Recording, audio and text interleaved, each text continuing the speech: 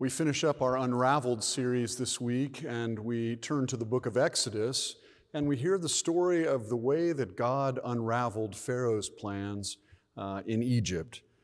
We begin at the last verse of chapter 1, verse 22, and continue through chapter 2, verse 10. Listen again for God's word to us this day.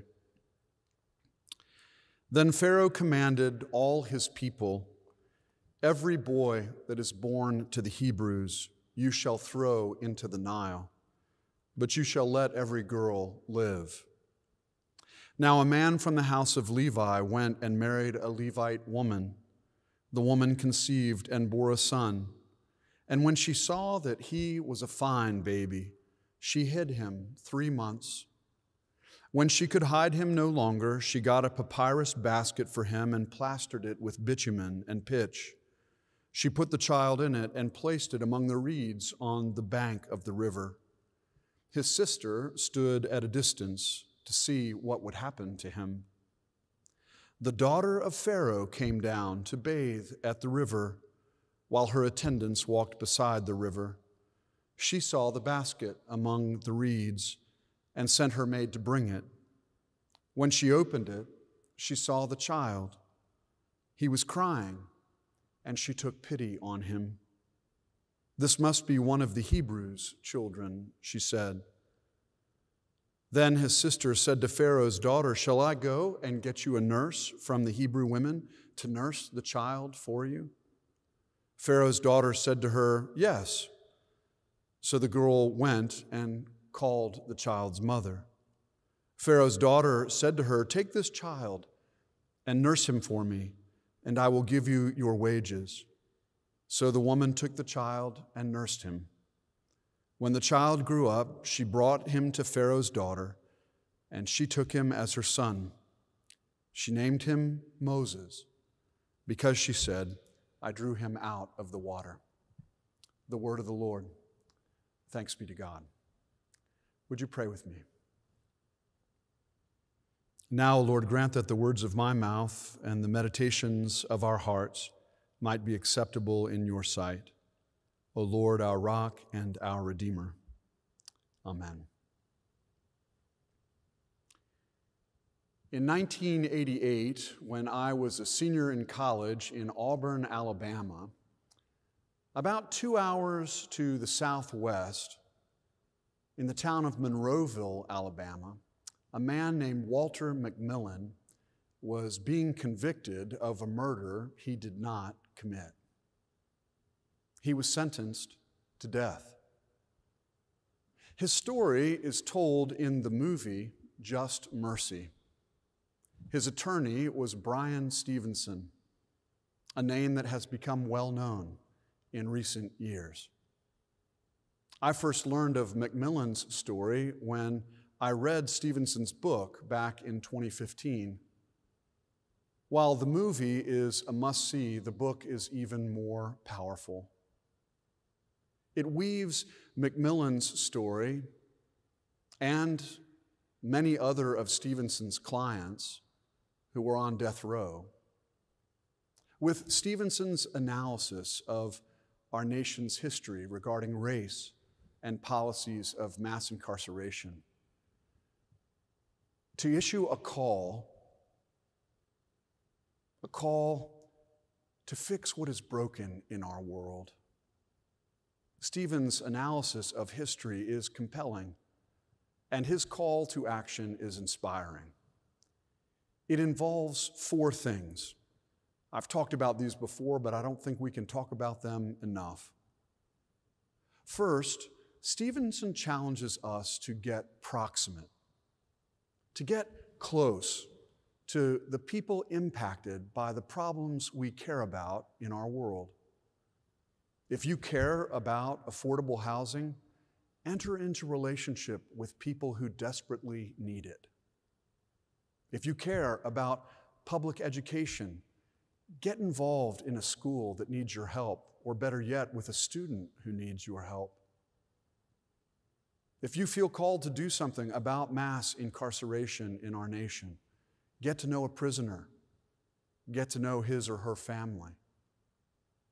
We can read all the books we want to, watch all the documentaries, post links to articles on social media, but until we get proximate to the people impacted by injustice, we will not fully understand what's going on. We must see people up close, see the complexities of their lives and of these challenges, see the impact they have on our sisters and our brothers in the human family. Get proximate. Secondly, Stevenson calls us to change the narratives around those problems. Every issue has a narrative attached to it.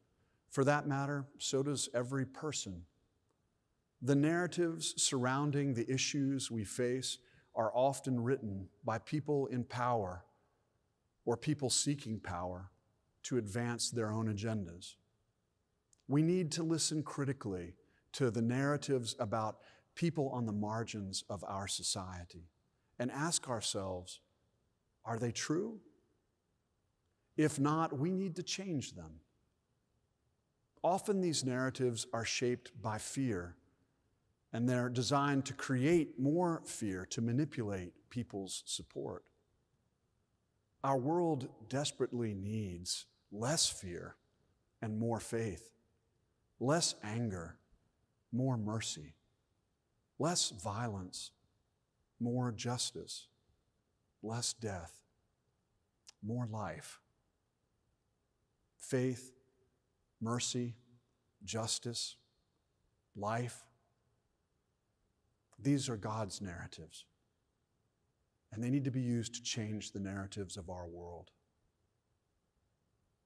Thirdly, Stevenson challenges us to do things that make us uncomfortable, to put ourselves in uncomfortable spaces, doing uncomfortable things. If we only stay in the bounds of our own comfort zone, then we'll never change. And if we never change, neither will the injustices of the world. By doing things that make us uncomfortable, we open the possibility for growth. And finally, Stevenson challenges us to be hopeful. Scripture teaches us faith is the assurance of things hoped for, the conviction of things not seen. We cannot give in to the despair that too often defines unjust systems. We cannot let the realities of today and its suffering rob us of hope for a different tomorrow. If we do, we'll only be left in anger and despair. As Scripture teaches us, suffering produces endurance, and endurance produces character, and character produces hope, and hope does not disappoint us because God's love has been poured into our hearts through the Holy Spirit that has been given to us. How can we not be hopeful given this truth? Get proximate, change the narrative, do things that make you uncomfortable, be hopeful. These are Stevenson's 4 challenges to work for change in our world. In our reading from Exodus, these actions are in fact embodied by Pharaoh's daughter. Hers was an unjust world filled with fear, death, and violence. Her father ruled that world and instituted a brutal policy driven by fear. His fear of the Hebrews, the Israelites, led to policies of oppression, then persecution, and ultimately ethnic cleansing through infanticide. I'm not sure what that was like for Pharaoh's daughter. Her life was not directly impacted by her father's brutal policies. She lived in comfort and privilege, far removed from the land of Goshen, where her father's policies made life a nightmare for the Israelites. We don't know what she thought about all of that, or even if she thought about that. When you live in the palace, you can have no idea what is happening in the land of Goshen.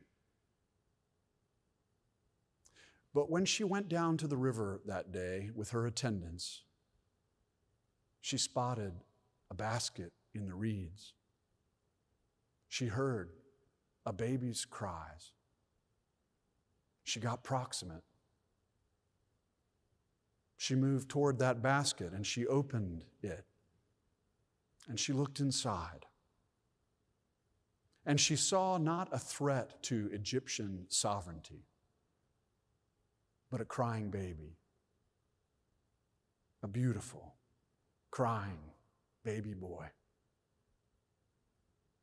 In that moment, the Hebrews were no longer simply an issue. They were no longer a mob of foreign invaders threatening to take over the land. Her father's policies were no longer abstract concepts impacting some imagined other, abstract other, far removed from her reality. In that moment, she was forced to look at the face of innocence.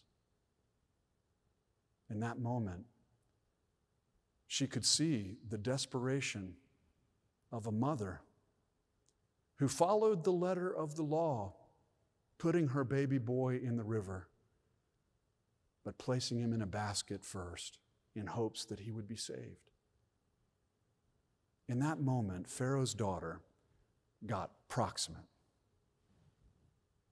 And in getting proximate, the narrative changed. Her father had told her the Israelites were a threat, that their numbers were increasing. What if they overthrew Egypt? What if they got too powerful and escaped their captivity?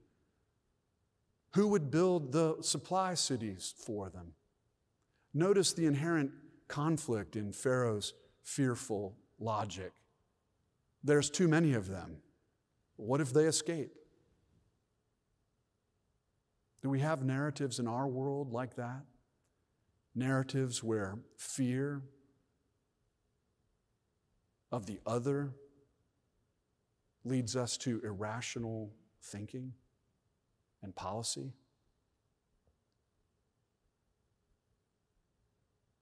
From Pharaoh's perspective, his fear led to a horrific policy. But in that moment, Pharaoh's daughter changed the narrative when she saw not an enemy, but a baby. The narrative changed. In that moment, people surpassed policy for her. That baby's cries surpassed her father's fears. This must be one of the Hebrews' babies, she said, after hearing his cries. And she had compassion for him. How could she not? In that moment, the horror of Pharaoh's policy of death came into sharp focus in the face of that innocent child. And the narrative changed for Pharaoh's daughter that day. What would she do now? Everything her father ever taught her was called into question. Could she disobey his edict?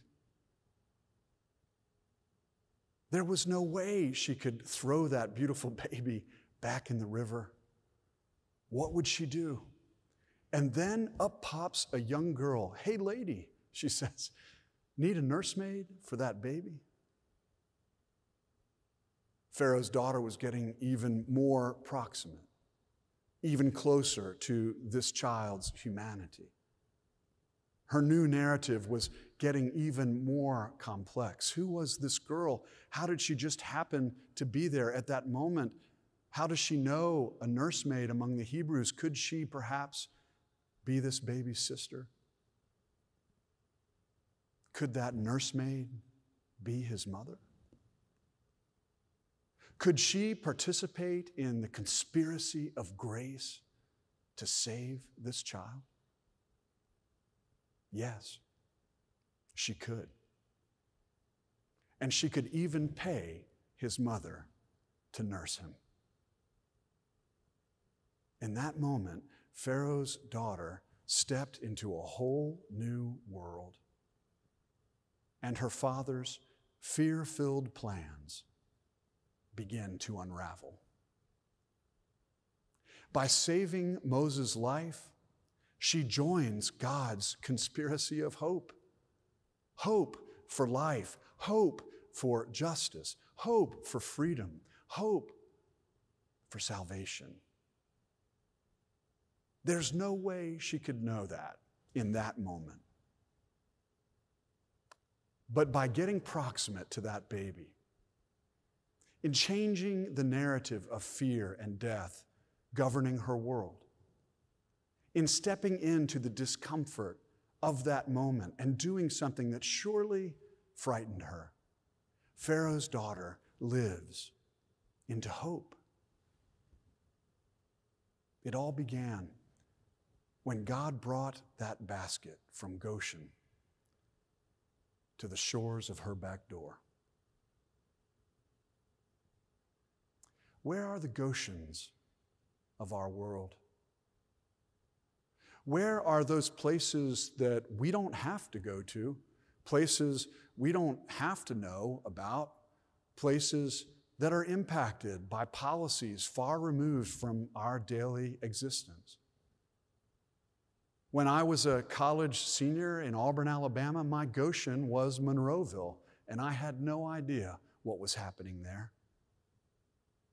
I didn't know anything about Walter McMillan, what he was going through, about how many people are wrongly convicted and sentenced to death in this nation. As I was preparing to launch my life, he was going to death row for a crime he did not commit. Thank God Brian Stevenson heard his cries and took up his case. What basket is God bringing to our shores today? Who is crying out to be heard? Where do we need to get more proximate? To whom do we need to get closer? What narratives in our world need to change? What do we need to do that might make us uncomfortable? And how might doing these things help to unravel the twisted ways of this world, that we might live into God's hope for justice and mercy and new life for us all?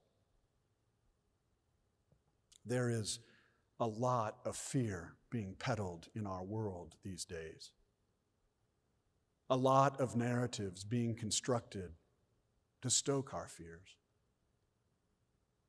Race and its impact on policing continue to be at the center of our national debate. With the shooting of Jacob Blake in Kenosha, Wisconsin, protests erupted again, devolving into riots. Details about Jacob Blake's history and his life, why police engaged him, they continue to unfold. What is not in question is that he was shot 7 times in the back, and he is now paralyzed. 2 days later, in the midst of the mayhem, a white 17-year-old named Kyle Rittenhouse walked down the public street in that same city of Kenosha in violation of a curfew. He had a military-style automatic long gun strapped over his shoulder, and police passed right by him. He had killed 2 people, and he walked right by police. Of course, that happened way up in Goshen. Or was it Kenosha? What are we to do about all that? where is our Goshen? Maybe it's in Greer Heights, where families that are impacted by generational poverty, that is the bitter fruit of systematic injustice, are just trying to get by. Maybe it's a family who can't afford the rent on their apartment that's gone up over 40% in recent years. I don't know many people in that situation. What would happen if I worked to get more proximate, closer to them? Maybe our Goshen is at Billingsville Cotswold Elementary.